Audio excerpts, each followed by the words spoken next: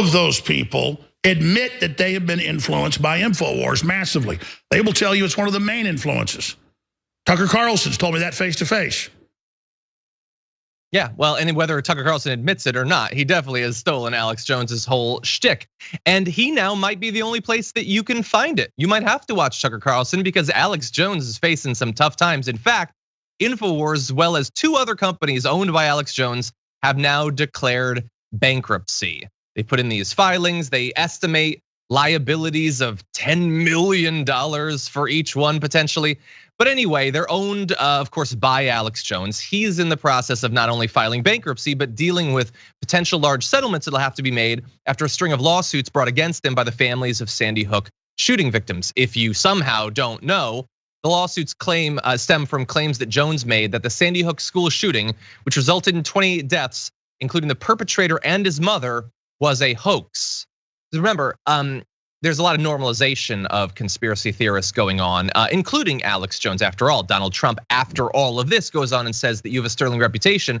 He said that all of the families of those kids who were killed were lying about it. And he dispatched his crazed audience to hound them out of multiple homes, having to move time and again because of what Alex Jones told them was true. Well, then there were lawsuits, and now Infowars, Prison Planet TV, and IW Health, because remember, he's considered a health expert too, filed for protection under Chapter 11.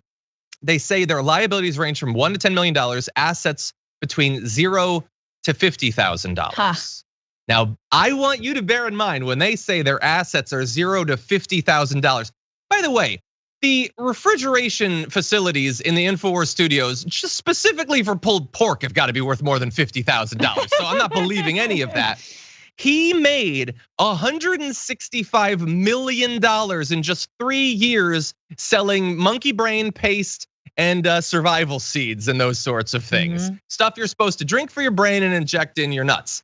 And so the idea that he only has $50,000, Francesca, that's a convenient little myth there. That's so cute. I love that we went from talking about tanning testicles to like an actual just giant tan scrote right there. There he is.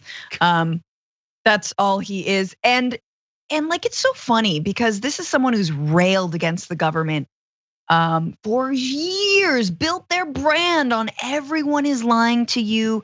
This government is #1 liars, turning the frogs gay, etc. And yet, how cute that we're relying on the government when we get into financial hot water. Everyone's a libertarian until you get sued out of existence. And then suddenly, oh no, I can't handle it anymore. Good thing there's something called Chapter 11 and I can just shunt this entire burden onto the government. I mean, this is the thing. I mean, Donald Trump has run this playbook many, many times. Again, how do you bankrupt a casino? We still don't know. But like this, it is a loophole for corrupt people to get out of jail free effectively. My hat goes off and my heart goes out to the families of the victims of Sandy Hook and so many other victims of Alex Jones's hateful rhetoric and people who've been trolled and hounded for years and years and years. They should be celebrating today, as we all should be celebrating. 100%. And look, there are plenty of legitimate times for individuals or businesses to declare bankruptcy. That can make sense. The issue is when you are doing it while facing allegations from the families that you, prior to doing that, moved tons of money into other shell corporations that might not be able to be directly accessed. When you lie about your liabilities and your assets, that's when bankruptcy becomes a loophole, and that is what he is alleged to be doing. The fact that he made all this money implies that there might be a case there.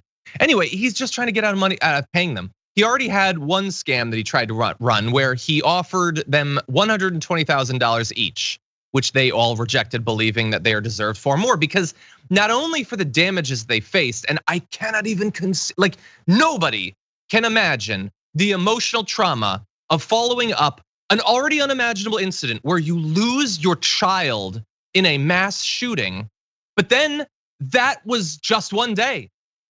Every day gets to be hell thanks to Alex Jones, but it's also that he made this money by doing this stuff. This wasn't a sideshow.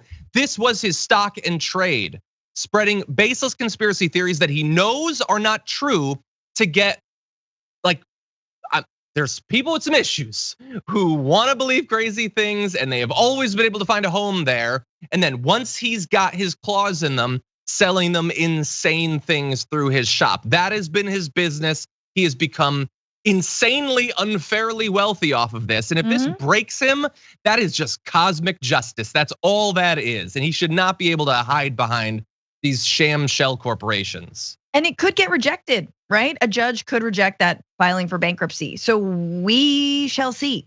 Yeah. And I hope they do. And we're doing cursory research into how much he actually did make. Where did it all go? We know about the shell companies. So I assume that any judge doing their due diligence and reviewing this bankruptcy filing will find the same.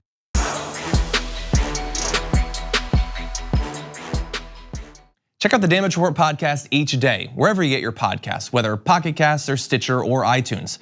You can join me as I give you the news and stories you want, with a range of co-hosts and interview guests jumping in on the fun each day. Again, that's the Damage Report, wherever you get your podcasts. And if you get them at iTunes, don't forget to rate and review. Sometimes I'll read them live on the show.